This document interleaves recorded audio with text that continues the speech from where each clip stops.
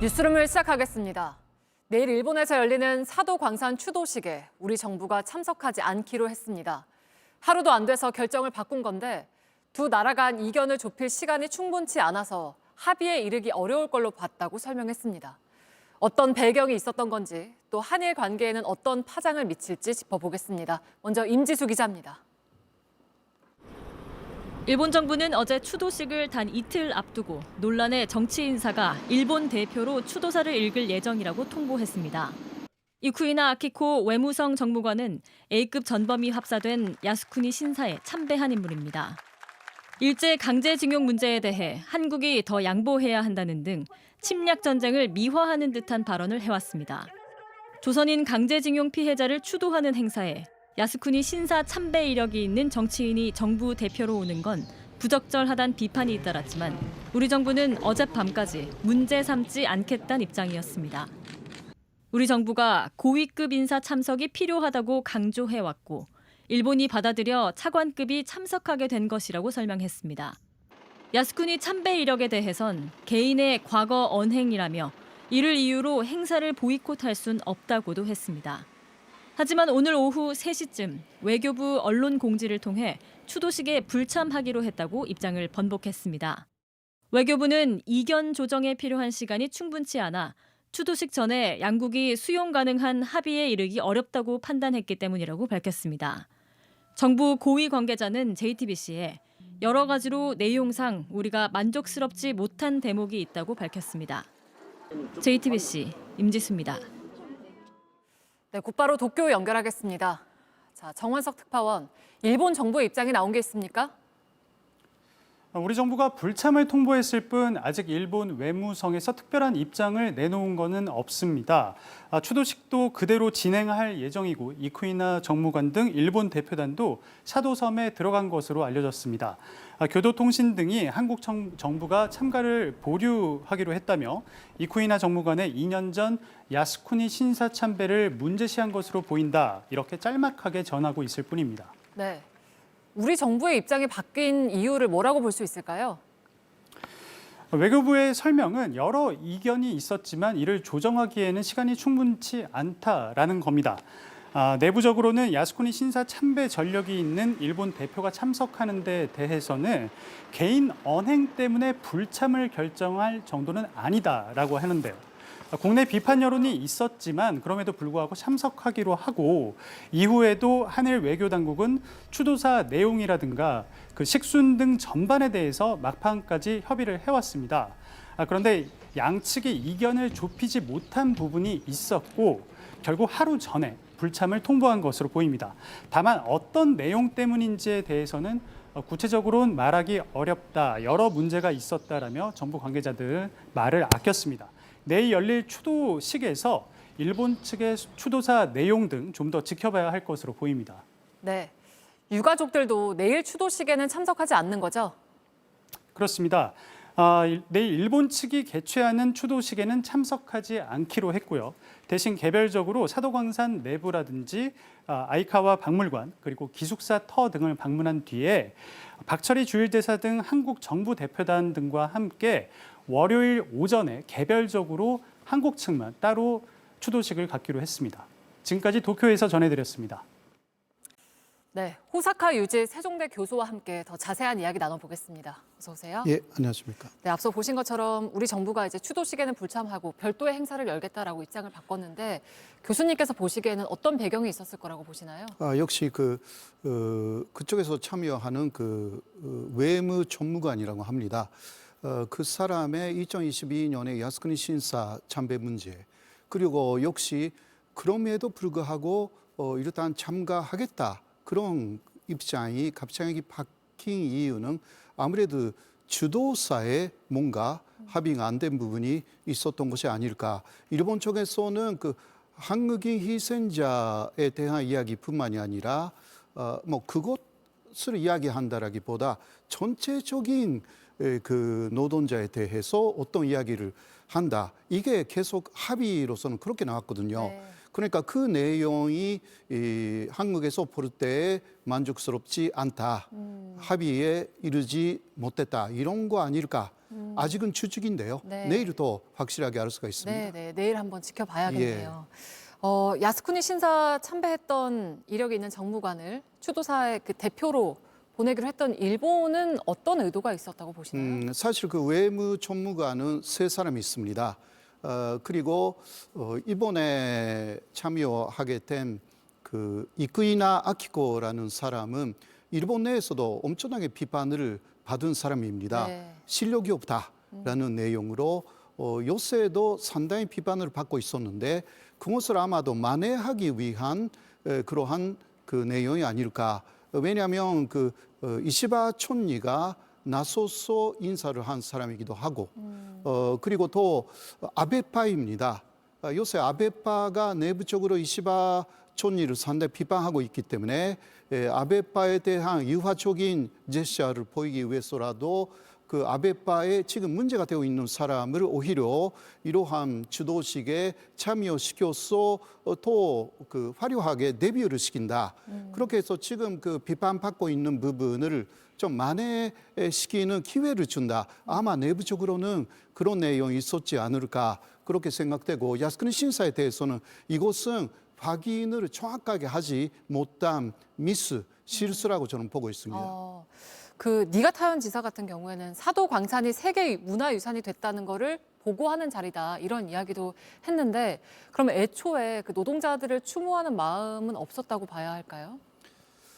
그 부분은 그 어떻게 이야기를 하지 않았는지 이것도 내일 전체가 드러나는데요. 일본은 그 전에 근함도 문제도 그렇고요. 처음 한 이야기를 나중에 번복하는 사례가 있었습니다. 네. 사실상 그것을 눈 감아주고 한국 정부가 이번에 호의적으로 사도관산 그 세계 유산 둔재에 사실 그 찬성을 한 거 아닙니까? 이거 찬성하지 않아도 되는 문제였다고 합니다. 일본 안에서도 이번에는 어렵다. 이런 이야기를 하고 있었는데 굉장히 놀랐다고 합니다. 일본 쪽에서도. 그런 상황인데 다시 배신당할 우려가 오는 거 아닙니다.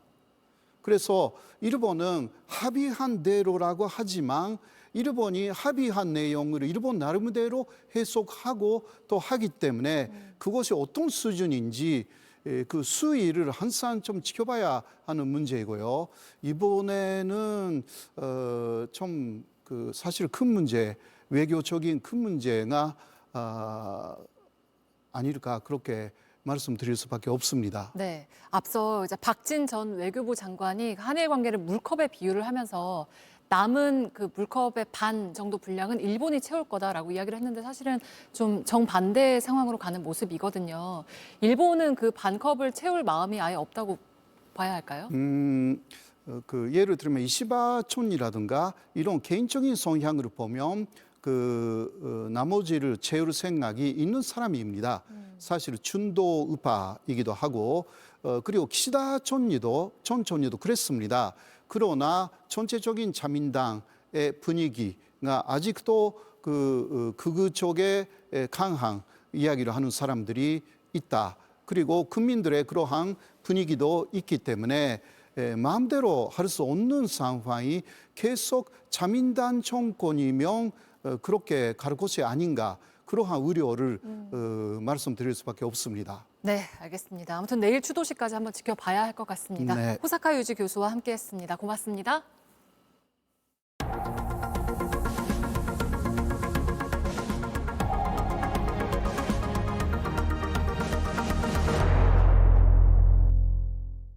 네, 김건희 여사가 받은 명품 가방을 조그마한 파우치라고 했던 박장범 후보자가 KBS 사장에 임명됐습니다.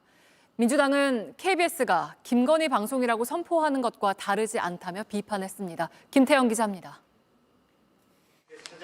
윤석열 대통령이 박장범 KBS 사장 임명안을 제거했다고 대통령실이 밝혔습니다.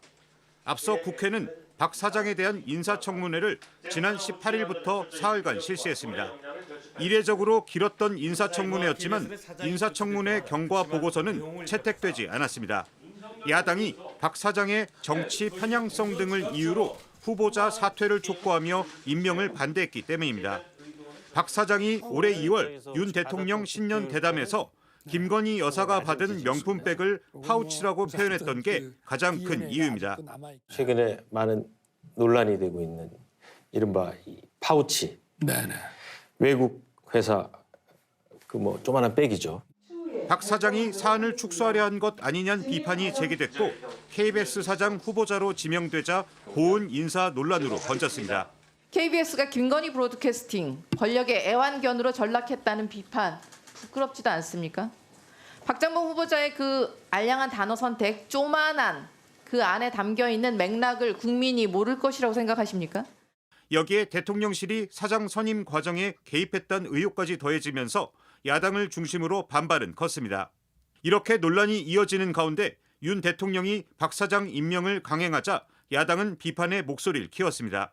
박장범 사장 체제의 출범은 KBS가 김건희 방송임을 선포하는 것과 다르지 않습니다. 박 사장의 임기는 3년으로 다음 달 10일부터 시작됩니다. JTBC 김태영입니다. 네, 지금 서울 광화문 일대에서는 야당의 네 번째 장외 집회가 열리고 있습니다. 여기에 맞불을 놓는 집회도 동시에 열리고 있습니다. 현장은 취재 기자 연결하죠. 자, 정인아 기자, 집회 분위기 어떻습니까? 네, 이곳은 서울 광화문 광장입니다. 제 뒤에는 김건희 여사의 특검법 통과와 윤석열 대통령의 퇴진을 요구하는 진보 성향 시민단체들의 집회가 한창 진행 중입니다. 경찰은 오늘 집회에 참가하겠다고 신고한 인원이 최대 31,600여 명인 것으로 파악했습니다. 민주당이 집계한 인원은 아직 나오지 않았습니다. 야당과 진보단체들은 곧 집회를 마친 뒤 명동역까지 행진을 할 예정입니다. 경찰은 곳곳에 펜스를 치고 인파를 관리하고 있습니다. 여기서 걸어서 10분 정도 떨어진 광화문역 인근에선 보수단체들이 맞불 집회를 벌이고 있습니다. 보수단체 집회는 저녁 8시까지 이어질 전망입니다. 현장 상황 차례로 보시겠습니다. 김건희 국정농단 특검으로 수사하라! 이재명을 구성하라! 구성하라! 구성하라! 네, 오늘 야당의 장외 집회는 어땠습니까? 네, 진보단체 집회가 열리기 30분 전쯤 민주당을 포함한 야당의 장외 집회가 이곳에서 열렸습니다. 이재명 대표를 비롯한 야당 주요 인사들이 참석했는데요. 모레 있을 이재명 대표의 위증교사 혐의 1심 재판을 앞두고 사법부를 자극하지 않겠다는 취지로 민주당을 상징하는 파란색 옷을 입지 않았고 이 대표도 따로 발언을 하지 않았습니다. 장외 집회 행사를 마친 야당 인사들은 진보단체에 합류하는 방식으로 집회를 이어가고 있습니다. 네, 현장에서 충돌은 없었나요? 네, 진보단체와 보수단체가 광화문 일대에서 동시에 집회를 벌이면서 충돌 우려가 있었는데요.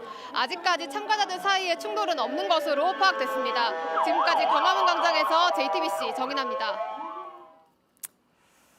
명태균 씨 의혹 관련 소식으로 이어가겠습니다. 명 씨는 지난 대선 당시 윤석열 대통령 메신저로 안철수 의원 측과 단일화 물밑 접촉을 했다고 주장해 왔습니다.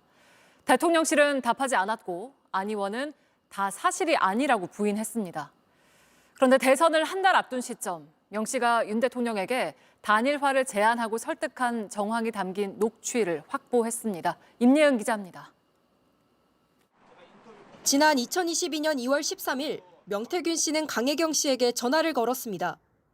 대선을 한 달여 앞둔 시점이자 안철수 후보가 여론조사 경선을 토대로 야권 단일화를 제안한 날이기도 했습니다.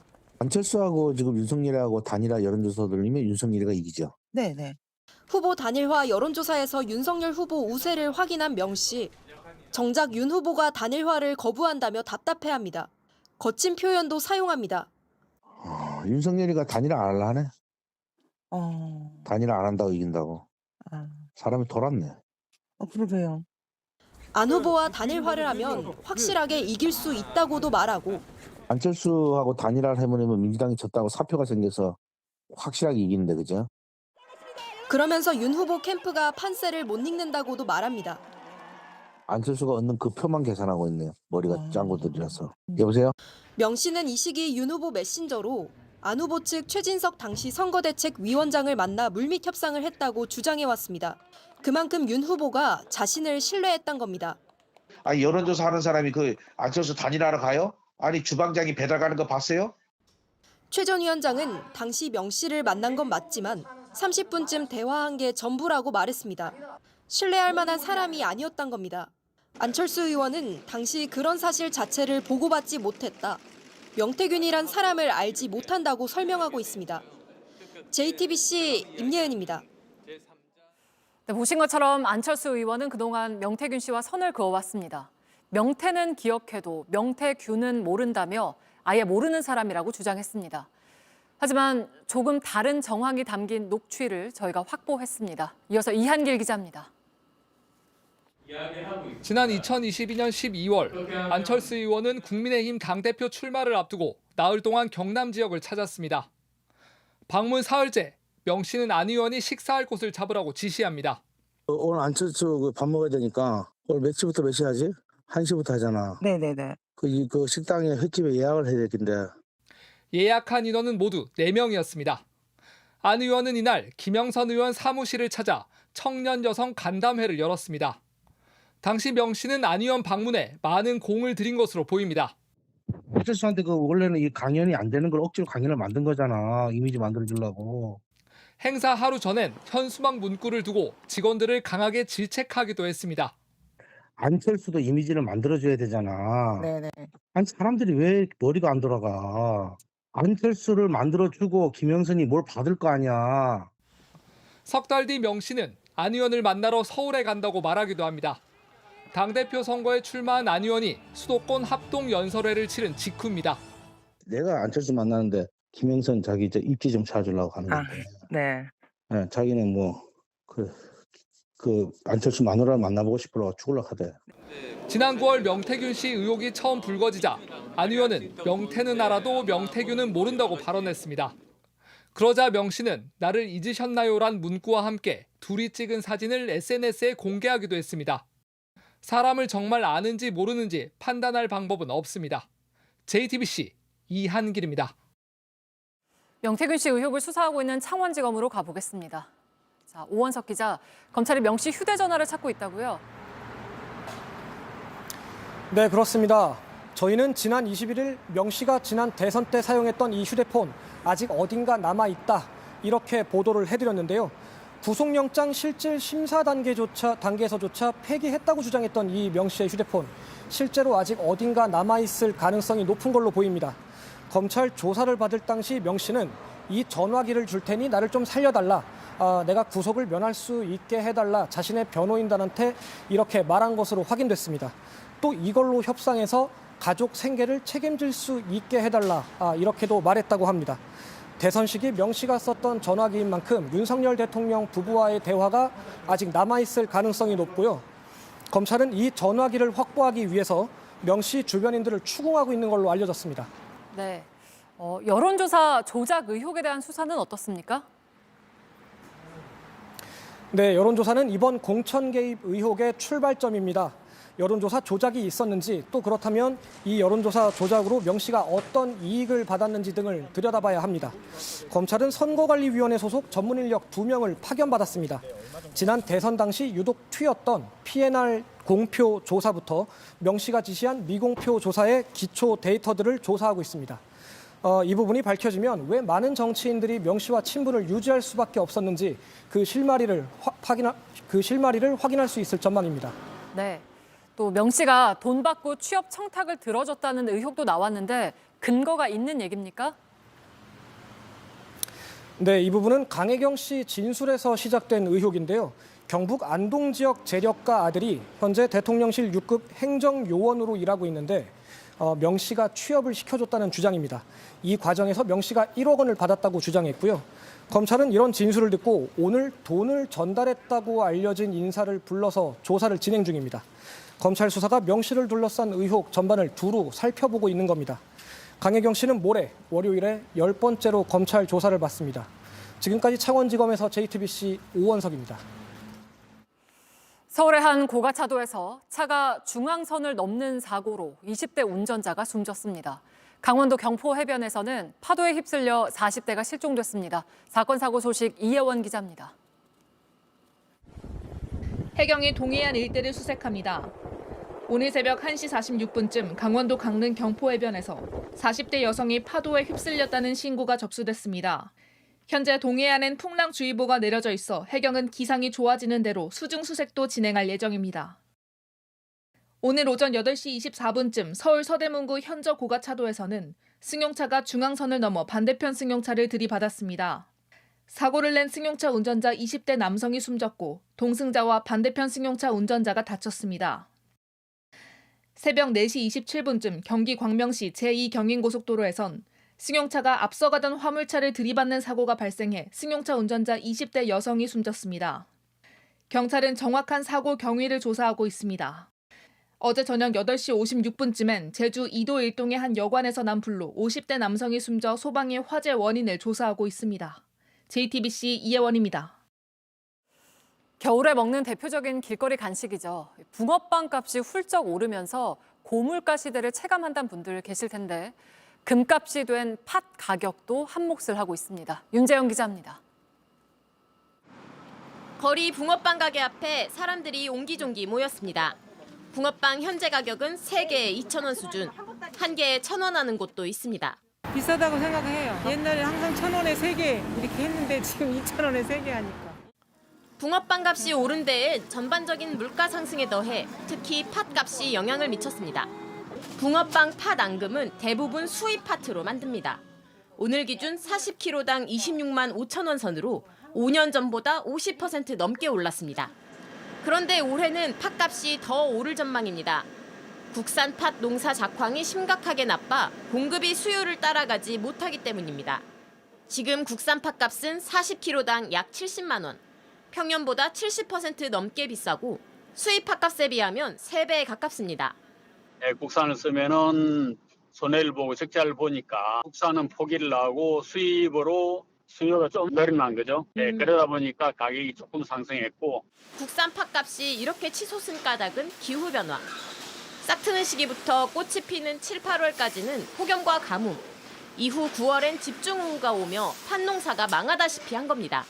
그러니까 초반에 발화를 못하고 나중에 발화를 했더라도 급성장을 못해. 수확량이 전띠에를 100을 놓고 보면은 20에서 30% 피해가 너무 막심해요. 발등에 불이 떨어진 건 국산 팥만 취급하는 가공업체나 가게들입니다.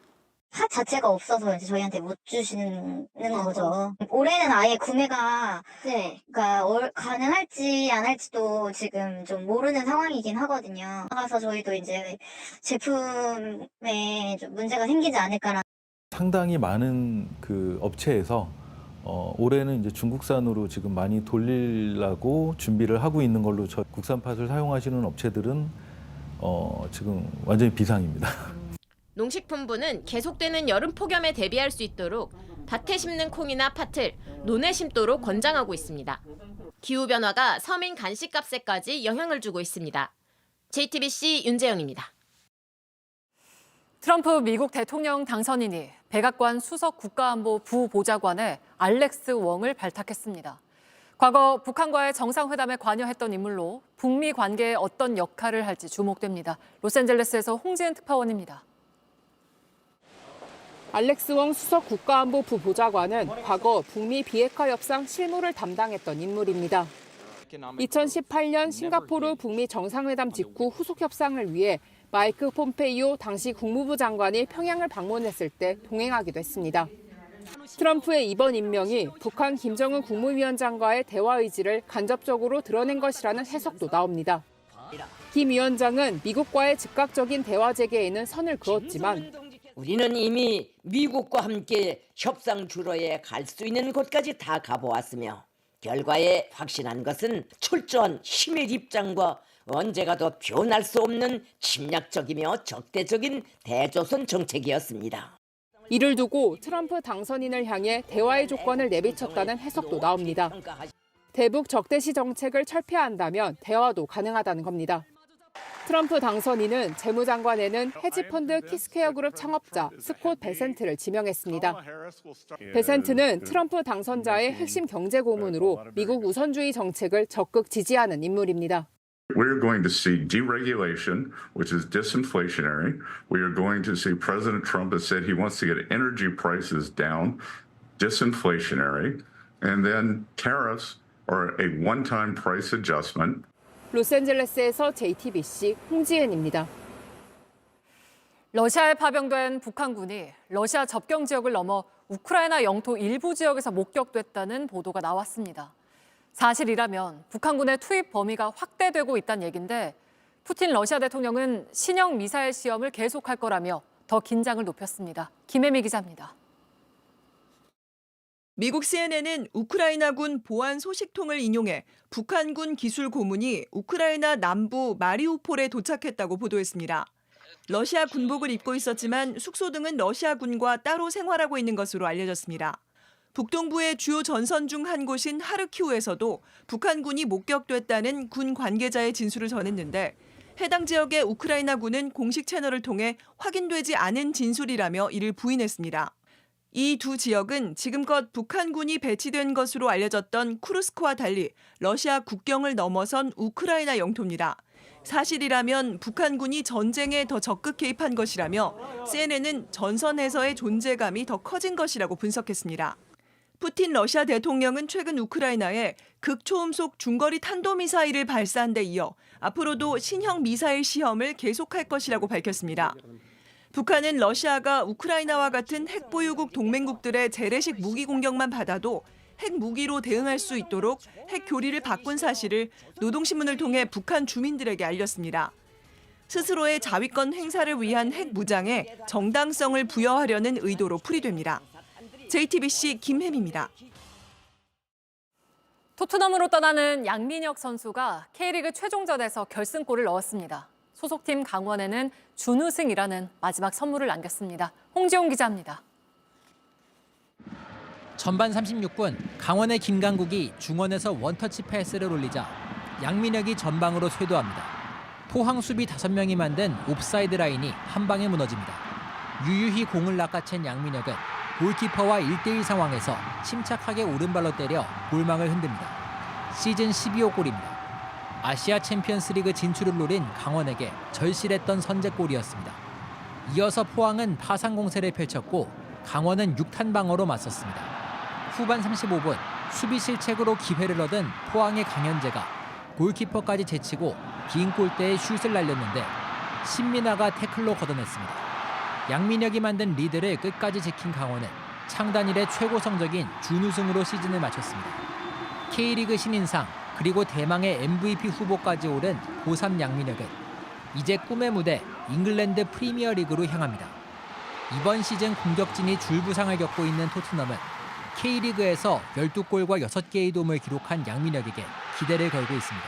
조기 합류를 요청을 했고 빨리 합류를 해서 적응을 하는 데 제일 포커스를 두고 있는 것 같습니다. 16일에 갑니다. 양민혁은 손흥민 선배 같은 선수가 되도록 노력하겠다는 당찬 포부도 밝혔습니다.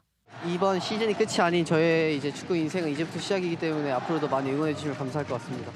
JTBC 홍지웅입니다. 내일 아침 서울의 최저 기온은 2도로 오늘처럼 쌀쌀하겠습니다. 경기 파주와 충남 천안 등 일부 내륙 지역은 아침에 영하 1도 안팎으로 얼음이 얼고 서리가 생기는 곳도 있겠습니다. 한낮엔 전국이 11도에서 17도 사이로 비교적 포근할 거란 예보입니다. 뉴스를 마치겠습니다. 고맙습니다.